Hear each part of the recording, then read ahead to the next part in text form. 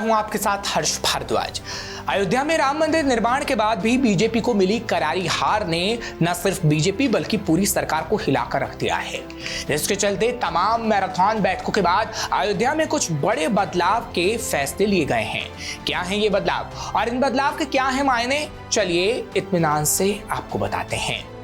अयोध्या नगरी धार्मिक आस्था के साथ साथ 2024 में सियासी वर्चस्व का केंद्र बिंदु बनकर अयोध्या उभरी है।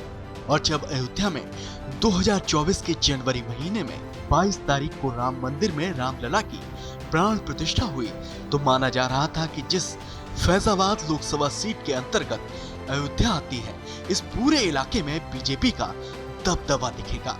लेकिन लोकसभा चुनाव के नतीजों ने ऐसे तमाम दावों और तमाम संभावनाओं को सिरे से खारिज कर दिया और फैजाबाद में जीत सपा की हुई और अयोध्या में भी सपा बीजेपी पर भारी पड़ गई। जिसके बाद अयोध्या के हार के कारणों पर लंबी चौड़ी तमाम मैराथन बैठकों के बाद हार की वजह तलाशी गई और फिर लिए गए 5 बड़े ऐतिहासिक फैसले। दरअसल अयोध्या में बीजेपी की हार का बड़ा कारण वो लोग बने हैं जो राम मंदिर निर्माण के नाम पर प्रशासनिक कार्यशैली के चलते हाशिए पर चले गए थे और उनके सामने रोजी रोटी का संकट गहरा गया था। किसी का घर टूटा था, किसी की दुकान चली गई थी, किसी का सालों साल से चला आ रहा धंधा चौपट हो गया था। ऐसे में 2024 के नतीजों से सबक लेकर अयोध्या में बड़ा बदलाव हो रहा है। चलिए इन बदलावों को समझते हैं और शासन की शह पर प्रशासन के 5 बड़े जो फैसले लिए गए हैं उन्हें इत्मीनान से जानते हैं, जो कि अयोध्या से सीधे तौर पर जुड़े हुए हैं। फैसला नंबर 1, विस्थापित दुकानदारों को छूट मिलेगी, ब्याज मुक्त दुकानों का आवंटन होगा। दरअसल राम मंदिर निर्माण के साथ अयोध्या में सौंदर्यीकरण के लिए कई दुकानदारों को हटा दिया गया, यानी कि उनकी दुकानों को चौपट कर दिया गया, जो लोगों को रास नहीं आया। ऐसे में हार के बाद 20 जून को अयोध्या से जुड़े विकास प्राधिकरण की बोर्ड की बैठक हुई और फैसला लिया गया कि अयोध्या में विस्थापित दुकानदारों को 30% की छूट दी जाएगी। मतलब कि पात्र दुकानदारों की दुकानों की लागत में 30% की कटौती की गई। साथ ही रामपथ निर्माण में विस्थापित हुए 80 दुकानदारों को चाबी सौंपी गई है उनकी दुकानों की। दुकानदारों को 20 साल की ब्याज मुक्त किस्त पर दुकानें आवंटित करने की घोषणा की गई है। जिन लोगों को अभी दुकानों का आवंटन नहीं मिला है, ऐसे लोगों से प्रशासन बार बार संपर्क कर रहा है। फैसला नंबर 2, पुराने मंदिर नहीं टूटेंगे, फ्लाईओवर पर लकीरों। अयोध्या से जुड़े आवास विकास प्राधिकरण की ओर से 264.26 करोड़ रुपए से 6 किलोमीटर लंबा फ्लाईओवर बनाया जाना था। इसमें अब बदलाव कर दिया गया है, यानी कि ये योजना बदल गई है।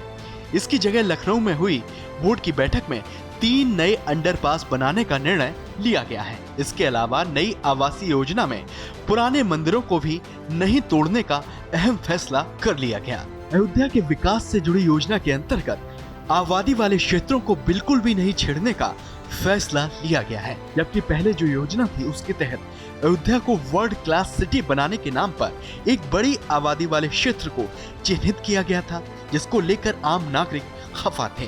साथ ही विकास और सौंदर्यीकरण के नाम पर मंदिरों तक को तोड़ने की योजना थी, जिस पर काम चल रहा था। ऐसे में अब मंदिरों पर अयोध्या में बुलडोजर नहीं चलेगा, ये फैसला लिया गया है। फैसला नंबर 3, एरो सिटी पर रोक, किसान कर रहे थे विरोध। अयोध्या में एक एरो सिटी प्रस्तावित थी, जिसने किसानों की मुसीबत बढ़ा दी थी। दरअसल एरो सिटी बनाने की जिम्मेदारी अयोध्या विकास प्राधिकरण के पास थी। आवासीय कॉलोनी के लिए 150 एकड़ जमीन पर अधिग्रहण किया जाना था। बीकापुर के 7 से 8 गांव के किसान इसका विरोध कर रहे थे।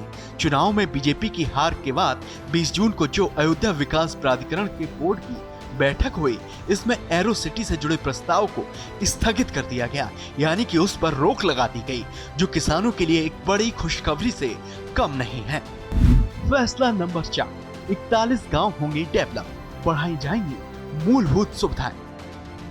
साल 2020 में यूं तो अयोध्या नगर निगम में 41 गांव शामिल हुए थे, मगर उन्हें डेवलप नहीं किया जा सका, क्योंकि पूरा का पूरा प्रशासनिक अमला व्यस्त था राम मंदिर के कामकाज में। ऐसे में राम मंदिर तो बन गया, मगर इन 41 गांवों के लोगों की जिंदगी नहीं संवरी।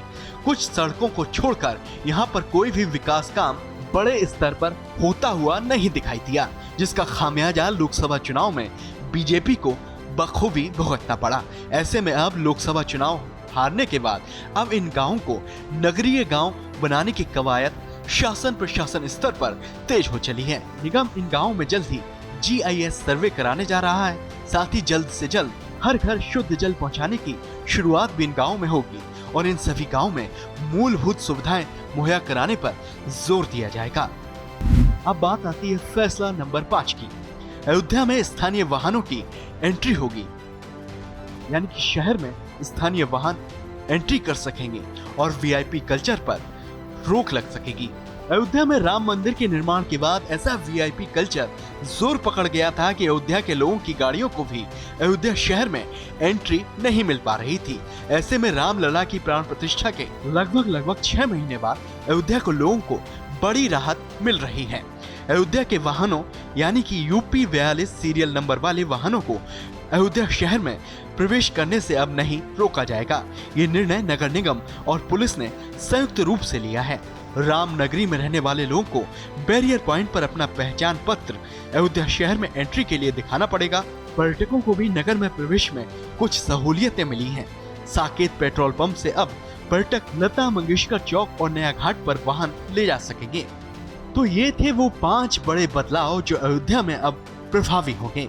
मोटे तौर पर इन बदलावों को अयोध्या के लोगों को सहूलियत देने की दिशा में शासन प्रशासन की ओर से उठाए गए कदमों के तौर पर देखा जा रहा है और इन बदलावों का ऐलान ऐसे वक्त में हुआ है जब अयोध्या में बीजेपी के हार के कारणों पर लंबा चौड़ा मंथन देखने को मिला और जब यूपी में उपचुनाव होने वाले हैं और 2027 के विधानसभा चुनाव को लेकर भी पार्टी फिर से खुद को मजबूत करने की राह पर चल रही है। ऐसे में अयोध्या में तेजी से बदलाव जो हो रहे हैं और जिनको लेकर 5 बड़े फैसले लिए गए हैं, वो बीजेपी के अयोध्या में डैमेज कंट्रोल के प्लान से जोड़कर साफ तौर पर देखे जा रहे हैं ताकि 2027 से पहले यूपी में फिर से बीजेपी को मजबूत बनाया जा सके।